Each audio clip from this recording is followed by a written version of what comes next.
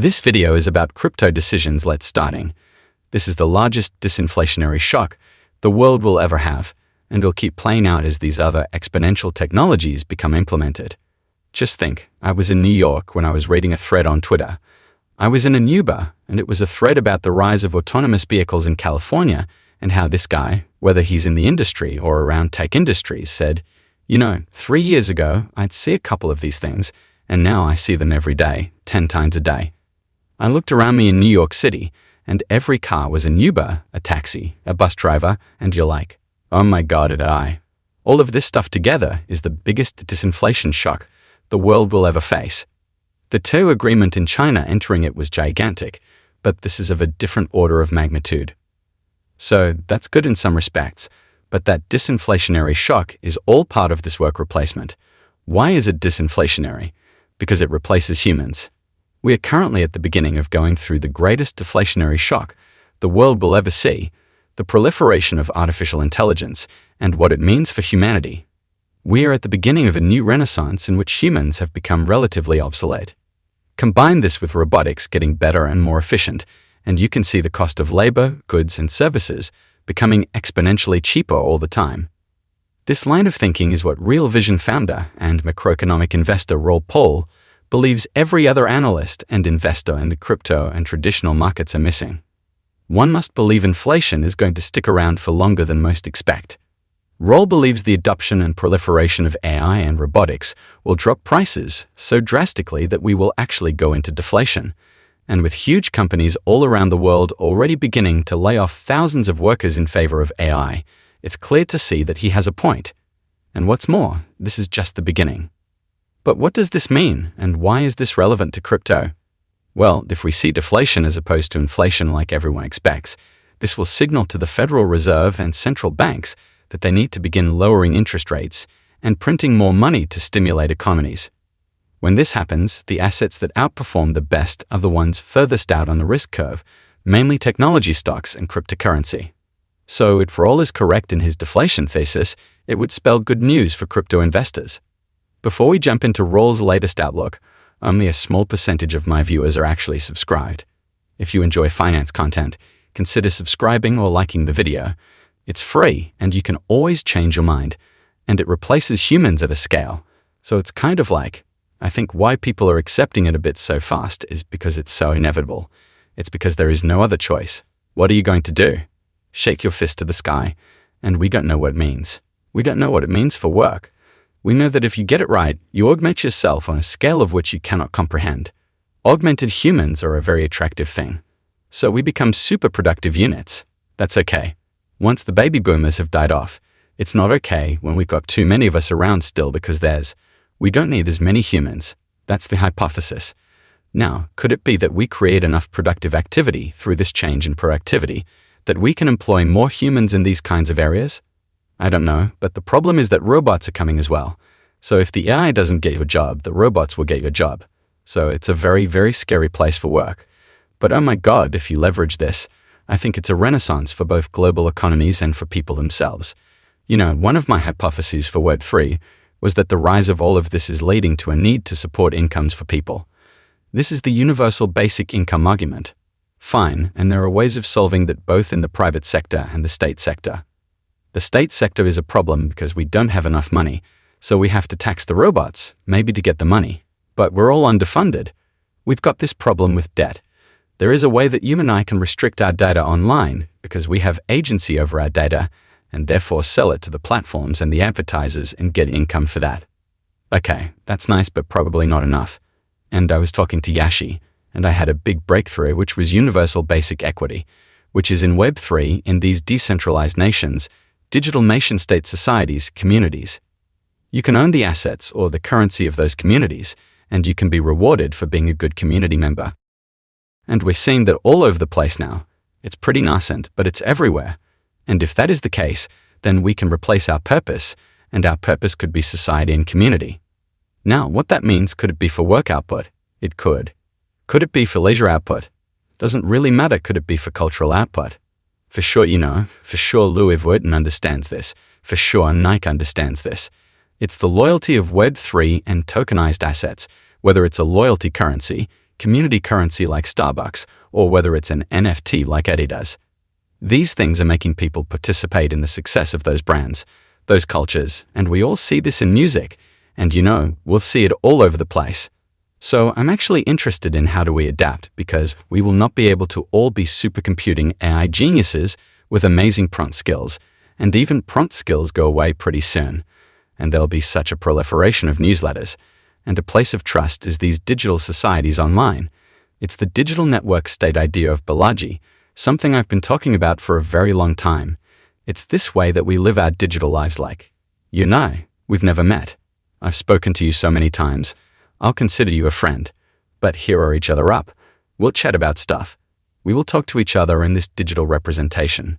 We live in the same community, which is somewhere the nexus of Fin, Twit, and crypto Twitter, and those are, the overlaps. And we're both kind of in them in the media area as well. So there are a number of overlaps of these digital societies that we've both belonged to, and that's a very different world than it was before 2008. That didn't exist. I mean, Facebook was 2012. So, again, it's one of the answers for society staring us in the face, which is we can find a purpose, and the purpose is humanity, culture, brand, businesses, by doing it together with more agency where we get to choose. I mean, what I love about these digital sovereign states is you can just pick up your assets, sell them, and leave them, move to the next one. It's really hard for you to leave the United States. My wife is a US citizen, and we live in the Cayman Islands, and it's a nightmare because US tax, nearest jurisdiction, because the US is actually a very unfree place. Once you travel, you can't open a bank account, you can't do anything. It's actually very difficult. But these digital sovereign states, you could just sell it. You just move on to the next one. Don't like Bored Ape. I want to join CryptoPunks. I don't like Ethereum when I joined Solana. I don't like Bitcoin. I want to just own Bitcoin. It becomes very, very, very interesting. So, I think there's a solve. Let's go for the broader one, which is society itself. Society is going to struggle with the exponential age, not just AI. It's going to really struggle to understand what truth is, what is my role, who humans are, and where is this all leading to? Because if you put unlimited energy at a low price, virtually zero, you add AI, robotics, and all of this stuff, you add networks from space outside of sovereign control, which is what's happening. I mean, people don't really understand space is a non-sovereign place of which there is a massive commercialization going on a scale most people don't understand. We've got, I've lost my train of thought, but we've got all of this kind of megatrends going on, and for society itself, I don't know how we can keep up and how we did not draw the dot-ad quantum computing end of humanity. I cannot get that where we don't have that, because once you put exponential computing power with exponential knowledge, with which self-learns with zero cost of energy, I mean, humans are pointless, but that's very hard. All the same thing, it's the digitization of knowledge happening now. It's the entire digitization trend, and its logical place is a metaverse-style experience. We're all too anchored on Snow Crash, or whatever to think of how a metaverse is, but this is, and I say this all the time, a metaverse experience that you and I are in now. So everything becomes, if we talked about these digital societies, that the world has to pivot towards, because we live in this world where we may not be working for corporations. It may be a different world. Well, so therefore humans are humans, and we like to have a more interactive world in which we can operate and live in if we're going to spend most of our time there. That's the metaverse. And what we're seeing is the nexus of all of these things. So the faster the compute power, the better the rendering. We've seen that with Unreal Engine 5. There was a video out yesterday. It was hard to tell it wasn't a video. We're seeing that with what's coming out of AI. So the compute power keeps accelerating with Moore's law, then the use of the compute power gets more efficient by AI, and it makes these digital worlds easier. And I think I'm having a feeling that the next exponential age bomb is going to be the Apple, whatever it is, their Apple, a thumb thing that happens. I think it's in June because Apple is launching their VR/AR glasses, and it was like, yeah, we'll say what, Facebook, I've been here before, right? Yeah, but Apple doesn't do that. It's like, there was a Kindle and then the iPod came out.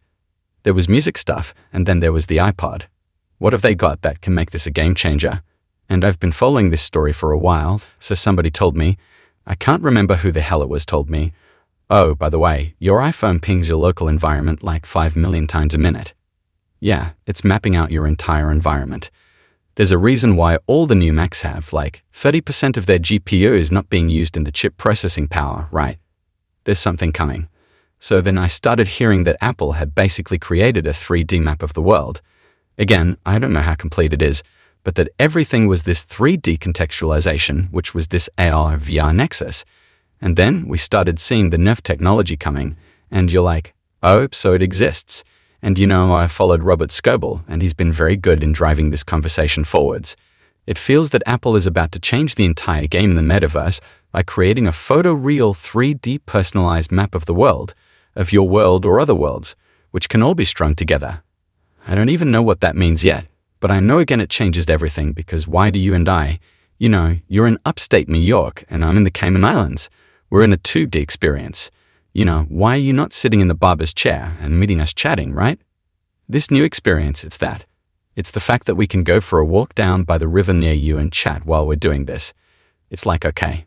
And if you go back to our earlier conversation about how humans fit into this world, in a digitized world where everything's fragmented into these digital sovereign states, and this is an obvious way forward. So I think the moment nobody's expecting is the metaverse moment, potentially, and it's going to come from Apple and not Facebook. And then we've got the self-driving car moment that probably comes after that. Those are what I can see coming forwards, but I'm still trying to keep up with, because you don't know where it's going to come from, what the next big thing is. But I'm just getting a hunch that it's the Apple thing. So there's Roll Paul on why he thinks we are at the forefront of the biggest deflationary shock the world has ever seen, and it's hard to disagree with his points. AI has overtaken crypto as the fastest adopted technology the world has ever seen, with ChatGPT hitting 100 million users in just 2 months following its launch. And since then, we have seen innovation after innovation built off the back of AI, seemingly every week, with no signs of slowing down. Add robotics into the mix, and the cost of labor is going to fall drastically fast. And we've seen this effect play out with big institutions opting to replace thousands of workers with artificial intelligence already. Given we will see how it impacts the numbers over the next 6 months, and if we see inflation continue to fall, Roll has previously stated that he thinks we see inflation go negative towards the end of the year. So that will be a big signal that Roll's thesis is playing out. If it does play out, however, you can expect central banks and the Federal Reserve to act quickly and lower interest rates and start money printing to stimulate the economy, which will have the flow-on effect for higher crypto prices. But what do you guys think? Do you think the adoption and spread of artificial intelligence and robotics will spell deflation? Or do you think it's too early and inflation is going to stick around for longer? Let me know in the comments. Anyway guys, hope you all enjoyed today's video and that provided you with some value. I'll see you all on the next one, and as always, all the best.